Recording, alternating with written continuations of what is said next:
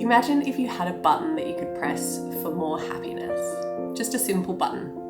Wouldn't that be nice? The thing is, we can actually add very simple habits into our life for more happiness. They may not be as simple as pressing a button, but they are still simple and very doable. And the greatest thing is once we intentionally add these simple habits into our life, they eventually become autopilot and part of our identity. I'm going to cover 10 of these simple habits today that will enhance your mental clarity, reduce stress, and cultivate a more positive outlook on life. Number 1, a simple trick to reducing stress is looking for the horizon. So think about it. If you have been very stressed and you've been sitting looking at your phone, looking at a TV screen all day, looking at a computer screen all day, inside the house all day, the moment you step outside, stop looking at those screens, look out to a horizon, look far, you know that you're going to feel a little better. There is actually science and proof behind why this works, which I'll speak about in a moment, but sometimes you don't even have to leave the house depending on where your house is located, but even just looking out the window and trying to find the furthest point that you can see and just focusing your eyes. So for me, I have some houses and some trees out the window, but I have this palm tree that's really far away and up quite high, and I can see it blowing in the wind now. So when I focus my eyes on that, it really helps to calm my nervous system. So basically what we want to do is take ourselves from having tunnel vision into panoramic vision. So we can look out and far, and we can also look wide and sideways. And what this does is when our body is in that fight or flight, that stress response, we go into this tunnel vision kind of mode because we're trying to focus so much on whatever we are stressed about. So it's all about our eyes. Our eyes have 2 main functions: focal vision, which is really sharp and detailed vision, and then panoramic vision, which encompasses a wider view. So when we're stressed, our eyes automatically go into that focal vision, which is like tunnel vision. So research suggests that when we switch our focal vision to panoramic vision, like looking out at the horizon or looking out at a beautiful view, it can then trigger that relaxation response. This wider view helps to relax the nervous system, reduce your stress response, and might even help with your focus as well. That's why it's so calming when you go see a beautiful view, or you're going to look for the sunset at the beach, even when you're overlooking a beautiful cityscape. So it can be really great to set up a desk near a window so that you can look out. But that's also why it's so important to come off screens, go outside. So next time you're stressed, think about your vision. Have you had a lot of focal vision? And can you somehow, in that moment, find some sort of panoramic vision? Even if it's just a little bit more than where you are at the moment. That might mean stepping outside. It might simply mean just looking outside of a window as well.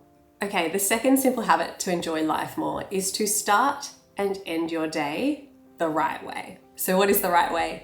The right way for everyone is going to differ, but let's talk about what is the wrong thing to do when you wake up in the morning and the wrong thing to do when you go to sleep at night.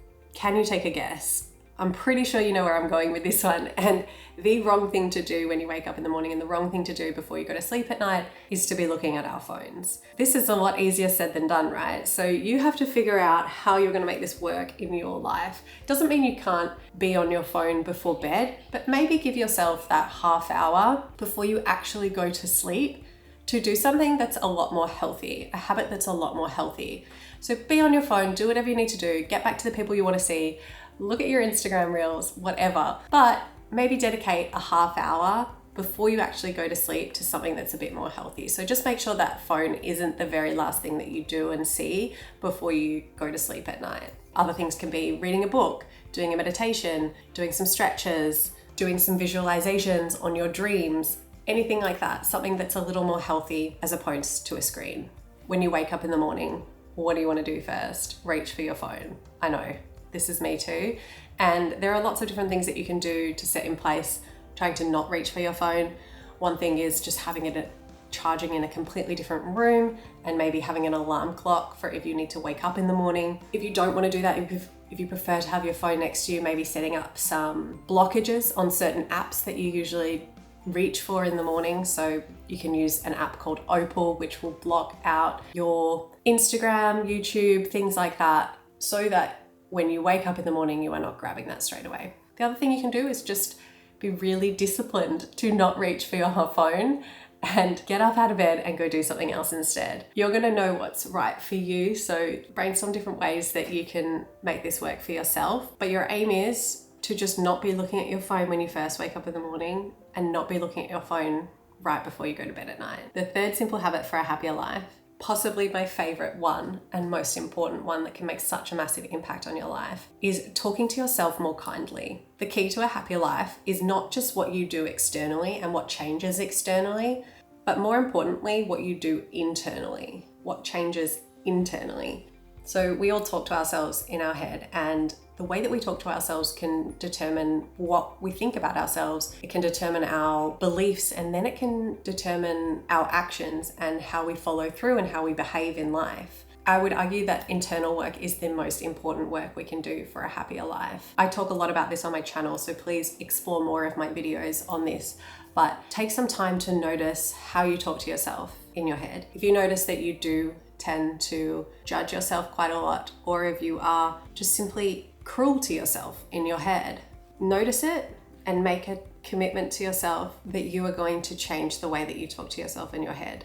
You might need some help and guidance on this, and there is plenty of stuff on the internet about changing your self-talk. So definitely look into that, because it is one of those things that will change your life completely and definitely help you to lead a happier life.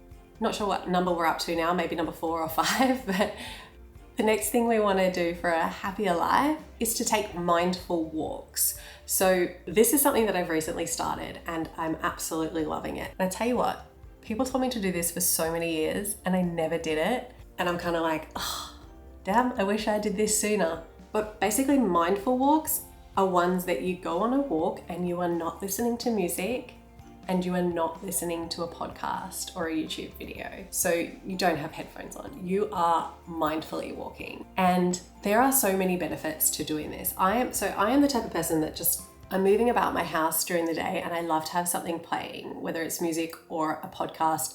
I love to be listening and learning about something. So when I go on a walk, of course, I want to get my steps in and I also want to learn something, or I also want to listen to some music. Every now and then, go on a walk where you don't do any of that and come back to me and tell me how you felt. Even if you just do it for 5 or 10 minutes of your daily walk, what that time does is it actually allows your brain its own time to think.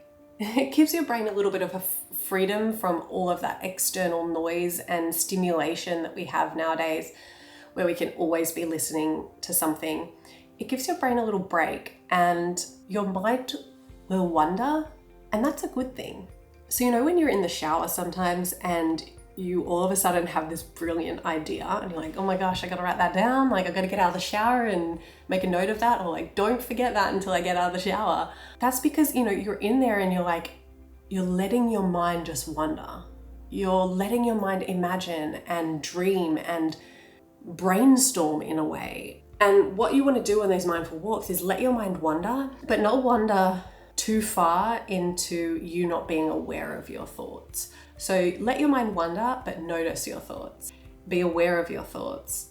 Notice when you start saying something bad to yourself and say, oh, let's not talk that way to ourselves. Let's go back. Let's think about this instead. And maybe you can use the walk to brainstorm something in particular that you're working on at the time. So if you've got a goal or something that's bothering you, think about it and brainstorm on it. But be aware of your thoughts and don't let yourself ruminate. So you're going over and over and over, say, a conversation or a bad thing that's happened. And when you're doing these mindful walks, pay attention to things like the smells that you smell, the things that you see, the people that you pass by. Say hello, good morning, how are you? If that's like something that you like to do, I always love doing that. Puts me in such a good mood. And just pay attention to how you're feeling on that walk, how your body feels, how the ground feels under your feet. Get immersed in nature if you're walking in nature. If you're not having a walk where you're brainstorming something that's important to you or practicing your inner thoughts, make your intention for that walk just to be really present and get connected with nature and all the things around you. But yeah, go into that walk with whatever intention is important to you on that particular day, but just do it without any stimulation from music or podcasts. The next little habit for a happier life is to keep a joy list, or even a list of things that you are proud of. So Just something where you write down little things that make you happy that you can do when you are feeling like you're in a rut. Or if you have a little list of things that you are proud of, you can go back to that list and read it when you're just feeling like maybe you're not getting anywhere, or you need to remind yourself of all the things you have accomplished and that you're proud of. Keeping these little lists can be really nice to refer to when you are feeling like you're in a little bit of a rut. The next little habit I love to do is to celebrate your tiny wins, like tiny, tiny, tiny things, celebrate them. And what I mean by celebrate is you don't need to go out and have dinner and pop a bottle of champagne. Just celebrate in any kind of way possible. So that could literally be you saying, congratulations, Emily, woohoo, yeah, you did it. Like giving yourself a pat on the back and just verbally saying out loud, well done, congratulations, you accomplished that. You've worked really hard. I'm really happy for you. And if it's even something really simple, like if you've been having a really, really hard time and your house has just been a mess for weeks or months, you have not been enjoying getting up out of bed in the morning, if you just get yourself up and turn your day around and turn your mood around, I mean, that sounded little when I said it at the start, but that's actually a really big accomplishment if you have been in that state to turn yourself and turn your mood around. If you do something like that, take a moment to tell yourself how amazingly brave and strong you are for getting yourself from that down, depressed state up and out into the real world again. Another little way that I like to celebrate myself is sometimes I'll buy myself a bunch of flowers, and it's not like an $80 bunch of flowers, it's like a $12 bunch of flowers from the supermarket. But going out and buying myself the flowers, putting them in a vase, putting them on my table, and just like feeling all excited and good. When I started this channel, I congratulated myself, went out and bought myself a bunch of flowers. So every time you celebrate a tiny win, your brain gets a little hit of dopamine. And when you get that hit of dopamine, that then boosts your mood, your motivation, and your focus, which then makes it easier to keep going. So it's like it accelerates this positive feedback loop in your brain. So don't underestimate celebrating those little things. You know that feeling of when you tick something off on your to-do list that you've done and you're like, yeah, I feel good. Or like when you write something on your to-do list that you've already done just so you can tick it off, you want that feeling. Like that's the feeling you get when you celebrate. It can be as simple as ticking off something on a to-do list. Like I said, it doesn't have to be this huge celebration, but celebrate those tiny things. Just congratulate yourself and watch how your mood, your motivation, your energy, and your focus changes, and you feel more motivated and ready to tackle the next thing. Another little habit for a happier life is to get sunlight first thing in the morning. It can boost your mood, your energy, and helps your body kick into that natural circadian rhythm. So according to studies, getting sunlight in the morning can also impact how you sleep at night. Even if it's like a gray day like it is here today, just getting out, getting that light into your eyes can really help you sleep better that night and just improve all your focus throughout the day. The next little habit for a happier life is to always be working on yourself. So I think if you're here on this channel, you are probably that type of person that likes to work on yourself. And something that I didn't realize up until maybe last year was that the personal growth and self-awareness journey is lifelong. And when I first heard that, I was like, oh, so I'm just gonna be like learning about myself my entire life? Like, when's the end? Like, when do I know that I have finished this goal of learning about myself? But it's not. The more and more I learn about myself, I've realized is the more beautiful things keep getting. And I'm like, oh, I wanna learn more. I want more. I want to be more aware. I want to understand myself more. I want to set goals and accomplish them and progress in life and just feel that incredible feeling of understanding how it is that I work up here. Because the more I do it, the more beautiful life gets and the happier my life becomes. And when you are going on this like self-awareness, personal growth journey, and you start undigging things about your future, it can get a little painful throughout it. And that can push a lot of people away from doing this work. And I just want you to know that if you are afraid to do the work where you dig into your past and figure out why you are the way that you are and learn more about yourself, it's okay. You will hit a part where you're like, whoa, this is heavy, but it gets so incredibly beautiful after that part. Like, you have to keep going. You have to push through that part because it opens up so many doors in your mind, and you just see the world in a completely different way once you do all that work. And I saw this reel yesterday. I'm going to try get it up. Okay, here it is. Isn't it strange how paradoxical your world feels? Learning something new makes you feel dumb before it makes you feel wise. Working out makes you feel weak before it makes you strong. Facing your fears makes you feel terrified before it makes you brave. In order to heal, you have to suffer. In order to have peace, you need chaos. And that goes back to my point with when you are on this healing journey, you do have to suffer a little bit throughout it, and it's so good on the other side. So please don't stop doing the self-awareness work and the personal growth work and working on yourself, because it will get better and it will lead you to living a much happier life, even if it is a hard journey, even if it is a hard process. The next little habit I like to do for a happier life is to stretch daily. I think when we enter our 30s, I'm mid-30s now, and you just feel these like kind of creaks and cracks with your body a little bit more.